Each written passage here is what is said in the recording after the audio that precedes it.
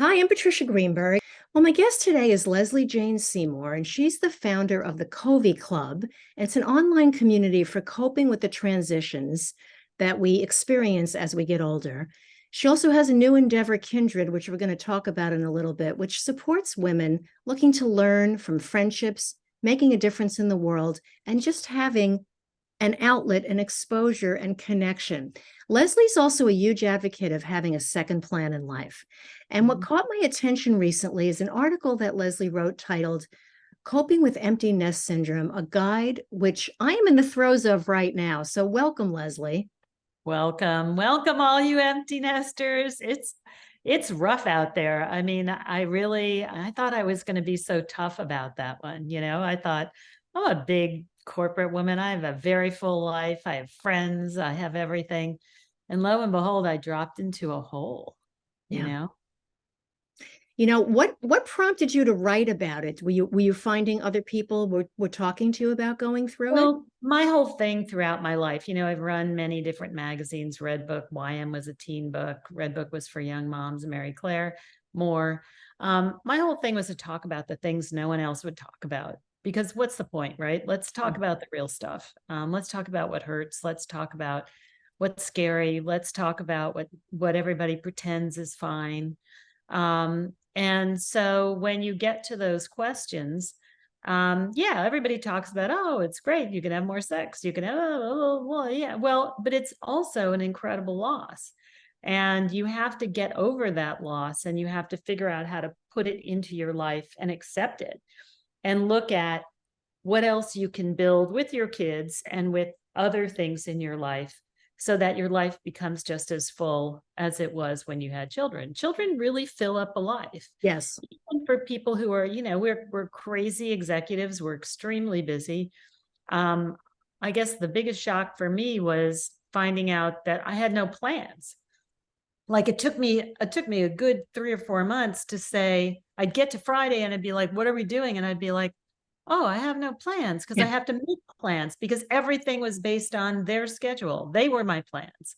So they were my social life. They were my plans. Everything was done by them, because I couldn't fit anything in for me. I had no time for me, right? So suddenly you're like, oh, I remember in my 20s, I used to call people like on Wednesday and say, you want to have dinner on Friday? You didn't have that. Right.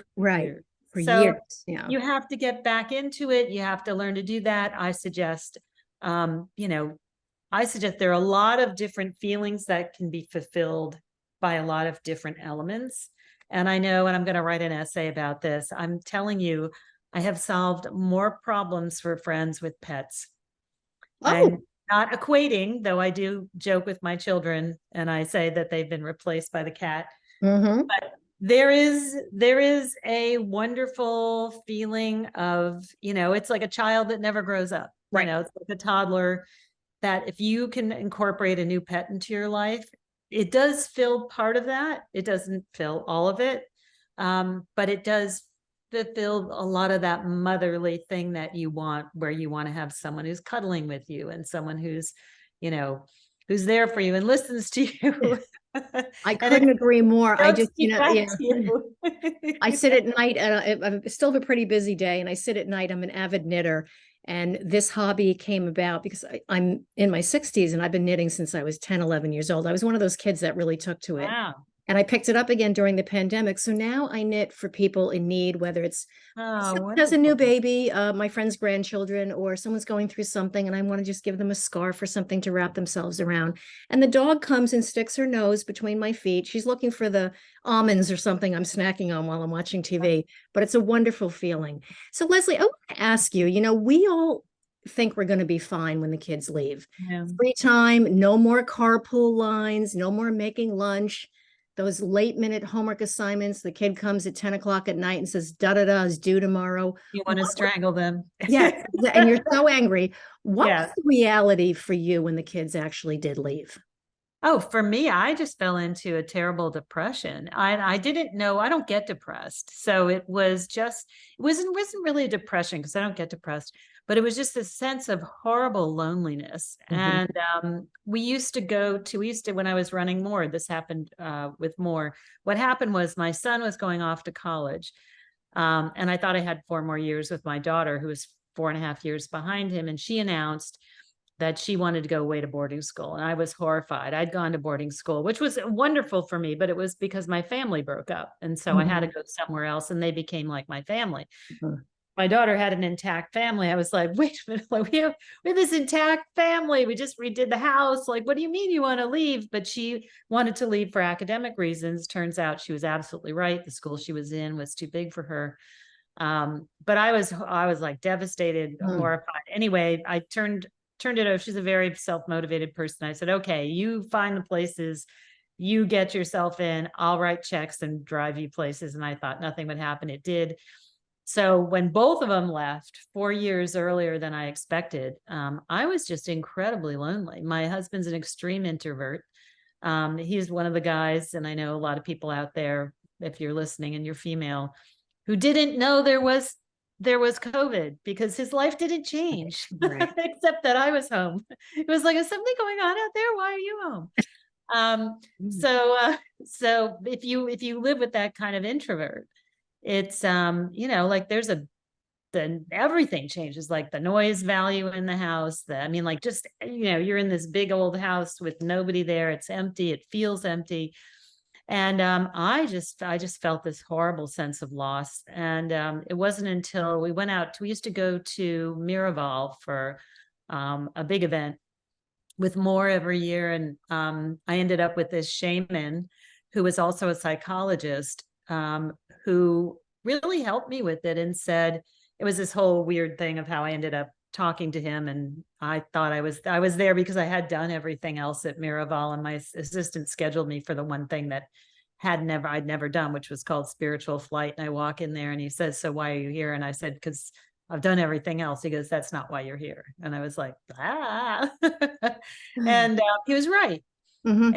And it was interesting. We had a very deep talk about it. And what he did, which was really wonderful, is he said, look, you needed all this shaman things and drums and blah, blah, blah.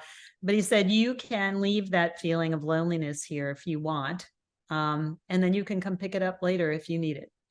Wow. Really, Wow. really interesting idea, because a lot of times we think we need things and we don't. And we can let go. And it's a very interesting thing to say, oh, maybe I don't need this. Maybe I can rise above this. And it worked for me. And I left it there. I never went back and picked it up again.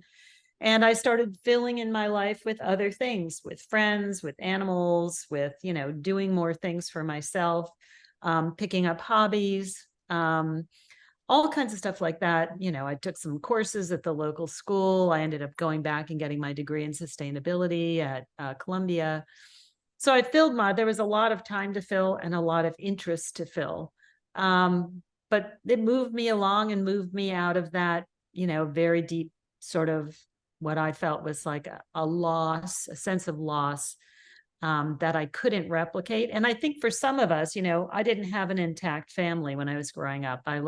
My parents divorced when I was 10, and I had to leave my mother when I was 12. So there's a lot of damage there, Yeah. which I've dealt with over 25 years of therapy. I know what it's all about, but it doesn't mean it goes away. But once you can recognize it and say, okay, maybe this sense of loss, some of it is about my children, and then some of it is about my personal loss when I was younger. So let's separate that. Maybe that like lifts it by 30%. And then the rest I'm going to leave with this guy. And Honestly, that's that's what I very did. I was just going to say that's very, very profound, because I think that we do take our personal traumas with us. We do. They don't go We do, away. it goes without saying, with our children, and then we leave, that 50 years of dysfunction comes crashing in on us. It's not just the kid. I'll tell you, I started dropping my daughter off at college 4 years ago. Oh, no, actually, I started dropping her off at sleepaway camp from when she was 10 Yes, to sleepaway. 16. That's a first separation. Yeah. Right. And then there was a gap year abroad, and now the fourth year of college. It's always devastating for me when I leave. And I want to ask you, you talked about how you come to terms with it through therapy and looking for ways to to help yourself. How do you cope with it? I want the advice from you and also for all the listeners. That profound worry that you're worried about them at school. Are they eating? Are they sleeping? Oh, Are I they know. friends? I'm not there to run the lunch over. What if I she's know. being bullied? What if I some boy know. is bothering her? Like, how do we, because I'm still struggling with that. Well, I think one of those things is you really have to sit down and say to yourself, what have I instilled in my kids? I mean, and this is that, one of the biggest gifts we can give them is the ability to take care of themselves, right? Right. And you really know your kids very well. I mean, yes, my daughter's on the phone to me, I'm in the supermarket. What was the thing that went into the blah, blah, blah. Yes. But Yeah. if I wasn't there, she would go find the recipe herself instead of have me look it up and send a photo, right? It's easier that Yeah. way. Yeah. And I love servicing her and, all that Yeah. stuff. But to be honest, if I was gone tomorrow, she would be fine. Okay. And I think a lot of that is, again, looking back at our trauma. For me, it was, I had trouble with flying because it had to do with separation. I had all kinds of separation anxiety. It was really my separation anxiety more than hers. And if we don't project all that anxiety about separating, which, starts when we leave them in kindergarten, the Sure. first leave them in kindergarten. A lot of that separation anxiety is our anxiety. It's going back to what happened to you. What That's right. happened to you when you were little and your parents, some of it's them, but some of it is us. And when you can really ask yourself, and especially by the time they're in college and they're, time in their 20s, they really are, unless unless there's some extenuating circumstances, they're really capable. They should be capable enough to take care of themselves. Yes, we want to be there for them. And one of the most wonderful things you can do for them is to make them feel confident that they can take care of themselves. And I switched really, this is the last, when my daughter turned 20, I realized she would ask, she would call me with some questions, some things. She was all worked up about whatever. And I'd be like trying to fix it. And finally she said to me, she's much more advanced than I am. She said, Mom, stop trying to fix it. Just listen to me. I just want to be heard. That's it. And I was like, all right, you're right. Like, I'm not a mom anymore. Like, I don't need to fix it. You're 20. And what I started saying to her is, instead of, here's what I would do, I would say, what do you think you should do about this? What are your answers? That's a great way to approach it. Listen, take it all in. And then if she wants an opinion, what I say is, in my opinion, this is what I would do for me, but I can't tell you what to do for you. And I've had her even say to me, well, tell me what to do. And I'd be like, I can't. You're 20 something years old. Your instincts are good. Trust your instincts. What are your instincts? I'll tell you if I think that, you're going down the wrong path, but we have to let them go, because that's how they will appreciate us in the future. And also, you want to make them strong enough that something happens to you tomorrow. The wonderful thing is they're cooked and out there and able to handle themselves. And they're intact emotionally. That's the most, right. Lesley, a couple of points you're bringing up. One is that what's so interesting and so ironic is when we were kids, our parent, your situation was especially difficult. It had nothing to do with us when we were 5. Like my mother, we would go out, we would walk home from school. Like if my daughter cut across the woods when she was 9 years old, with nobody, I don't even know what I would do. And they didn't, they just come home when the sun goes down, is the old saying, when the street light comes on. Secondly, if you had a problem, your parent made you figure it out by yourself. End of story. Unless you were in extreme danger. Other than that, we learned how to solve problems. And if your parents weren't home, you figured out how to cook. Nobody called their mother, how do I cook this? We were latchkey kids. No, absolutely. Absolutely. We figured it all out. And, I think it's a reaction to that, it's funny when I was watching, and I remember trying to figure this out when we were watching Mad Men. I don't know if you were a big Mad Men fan. I was. And there's a moment in Mad Men where she puts the two, in the many moments where she puts the two kids up for bed, and then they have sex on the kitchen table or whatever. And I'm like, they're having, what if the kids get up? Right. And I was like, no, back then the kids didn't get out of the That's bed. correct. Our That's parents told us, don't get out of the bed, and we didn't. Like it was, you could have sex on the table because you yes, couldn't get yes, up. absolutely. It's a You know, different it's world. it's a whole different world. Right. And so something happened in that, something got lost in translation, as I say, Yeah. that, we figured it out, and then everybody became a helicopter parent, and we became terrified to let our kids go anywhere or do anything. And I'm And then working they on can't. I'll tell you, I'm working on myself. I text crazy. You can imagine, you text your kid just so you'll get a response. You don't want to say, where are you and what are you doing? But Are you right alive? back, I was hi mom, or leave me alone, or I'll call you. alive. And they're okay, right? It's kind of Right. an ongoing funny Proof thing. of life text. Yes, Just yes. text for proof of life. Um, and the other thing I want to mention, because I want to talk about, where you are today, and I want to hear so much about the Right. Covey Club. It's we also not only revolve our lives around our kids as they're growing up, our social life becomes the other mothers, That's right. the That's school, right. the activities. Correct. And I had a Correct. daughter, I had an only child, so it was dancing school, and it was Right. acting school, and it was going clothing shopping together. That's right. And even if I didn't love all the other mothers, that's where we were. And then as soon as the kids, in our system, the kids transition in 8th grade. Then again, I grew up K through 12 with all the same kids. But the way it is now, it's people are bouncing around from schools, people are moving. So those mothers and dads, to some degree, are your social life. And then all of a sudden, the kid graduates from high school, and you're like, do I have any friends left?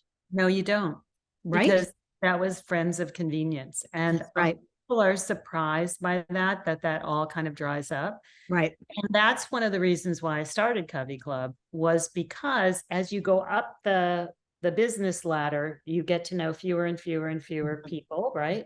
And you can't talk to the underlings if you're getting to the top in the Right. same, you can't be friends. So you're closing yourself down there.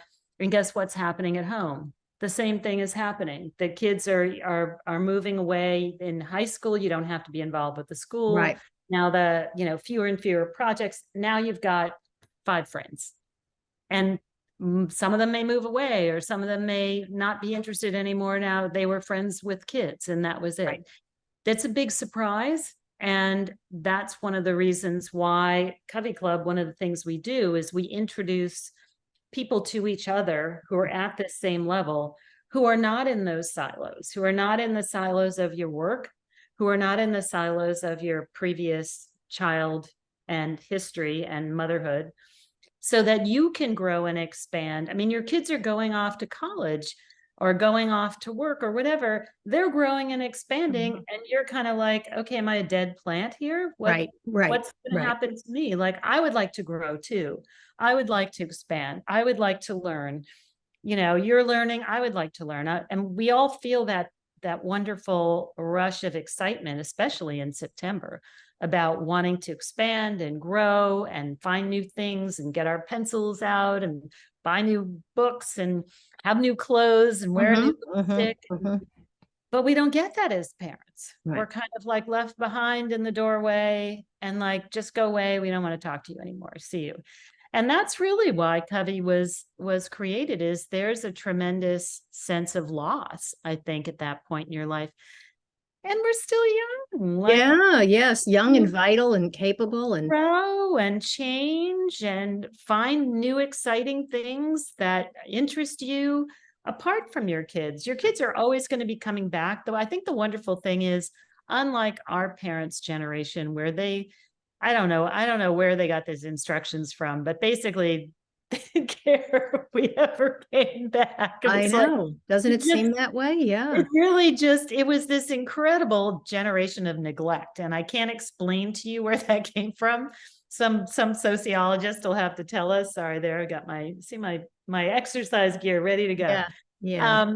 And they neglected us to the point where we didn't want to do that for our kids. So we went overboard in the other direction. What I say to my kids is, it's going to be funny to see where they come out. Are they going to be like in the middle? Or are they going to go all the way back to neglect? Or what are they going to do? Right.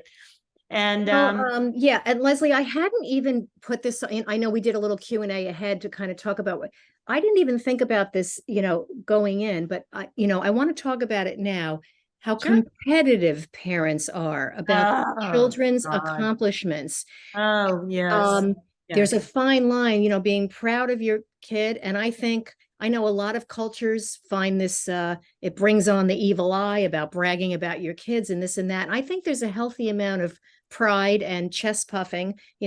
My kid got into a great college, or, Right. you feel like you did something right. But that's an insane industry unto itself now. And Mhm.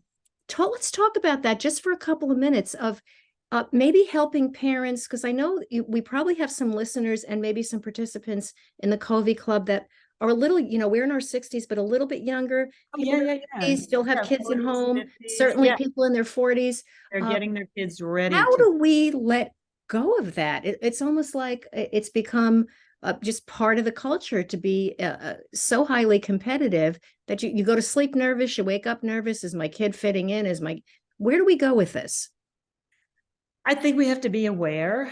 That was one of the reasons why I left my little town up in Westchester, because look, as somebody said to me very wisely, they say it was, a one company town, Yeah. which was to get kids into good colleges. That was it. That the culture there, that's all it was about. Mhm. And that's why we moved there. We moved there for the schools. Everybody moves for the schools. Right. You want to do right by your kid. So you did that. Now, when that's over, they have nothing for you as an adult. They don't care if you're there as an adult. In fact, they're happy if you move away because you're not going to be part of the kid culture. It's all kid Right. culture. That's Right. it. Right. Um, so, I mean, I think a lot of people, and you saw those people, I'm sure everybody has seen them out on the field, even when the kids are 4, where you've got the fathers yelling at the child to, Mhm. be a better soccer player because he has all kinds of insecurities about himself or what he didn't get to do or whatever. Right. Self-awareness is the most important thing, and understanding that we are not our children. Yes, we can be proud of them and what they do, but they're separate from us.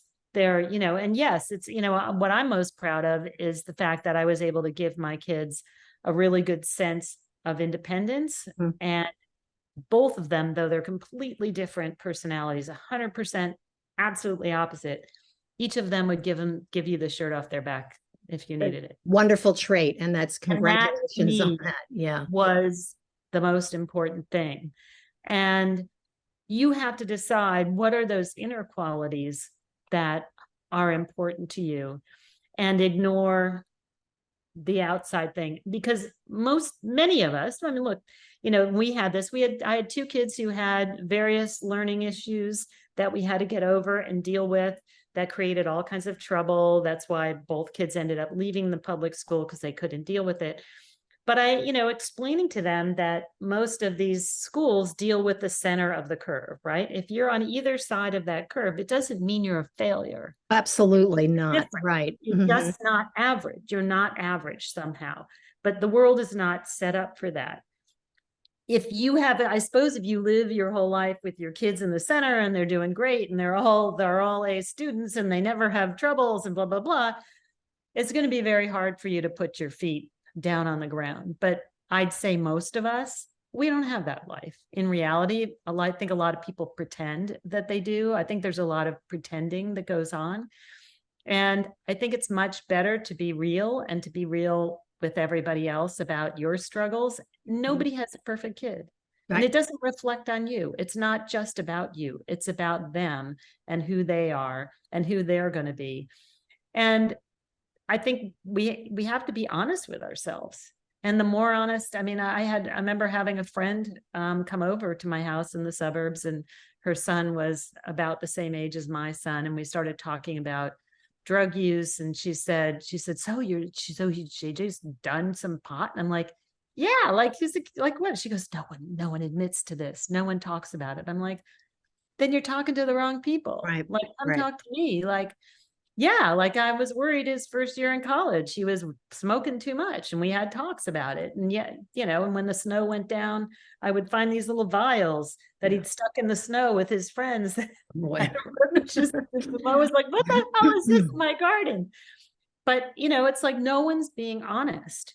We need to be honest with each other. We need to be vulnerable. We need to tell each other the truth. Everybody's afraid to tell the truth. So people pretend, and everybody, if you're taken in by the pretend, you got to find other friends. Everything suffers. Everything suffers when you don't tell the truth, when you're not honest with yourself and honest with your family. Lesley, No, this has been such an enlightening conversation. I want to thank you so much. I want to talk, I know at the risk of sounding like a commercial for it, but I want you to tell us about Covey Club and how to get involved.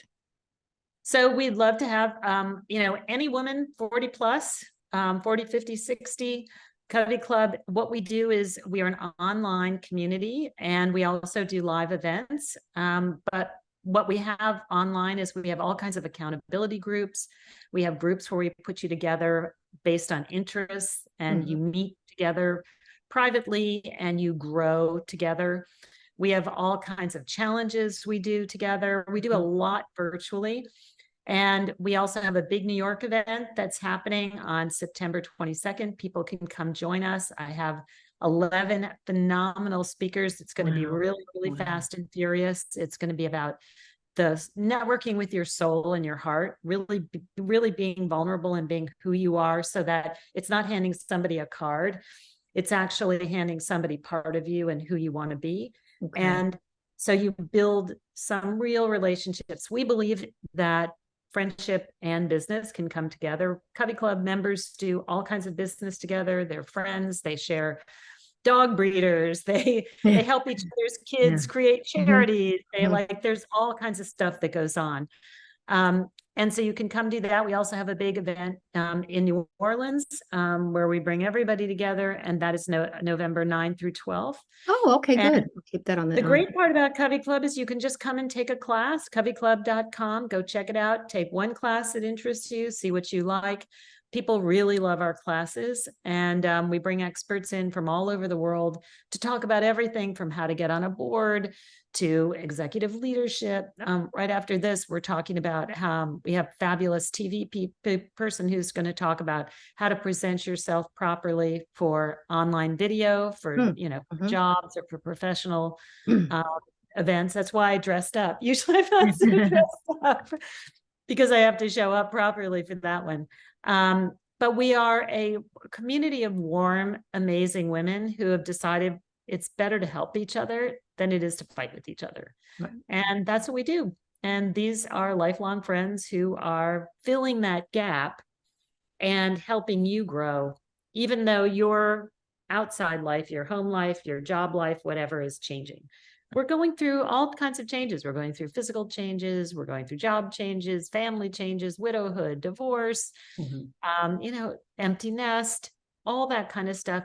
And it's hard. I think the hard part is, the really sad part is, what breaks my heart is people who are afraid to admit reality, or afraid to admit that they're hurting, or they're lonely, or they're so afraid of what other people will think. And you're missing out. That's the opening line in both my books. I have a new one coming out. I'll share with you. It's called It's Okay to Be Old. And it's going to be all about just embracing the fact that you're aging. But in all of my work, I say, the minute you stop caring what people think, you will open your life to, it'll be a whole new world for you. You're free. From head to toe, whether it's how you look, where you live, the minute you let that go and you accept, I'm the age I am now, and that's it. It's incredibly freeing. And you know what? You may lose friends in the process. You will. You will. You will. Can't cope with that. Right. And that's fine, because guess what? Those people aren't really there for you anyway. They're there for some other thing. I don't know what they're there for, but they're not there for you. And I think really hanging with people who are comfortable with who they are at this point in life will move you to the next phase.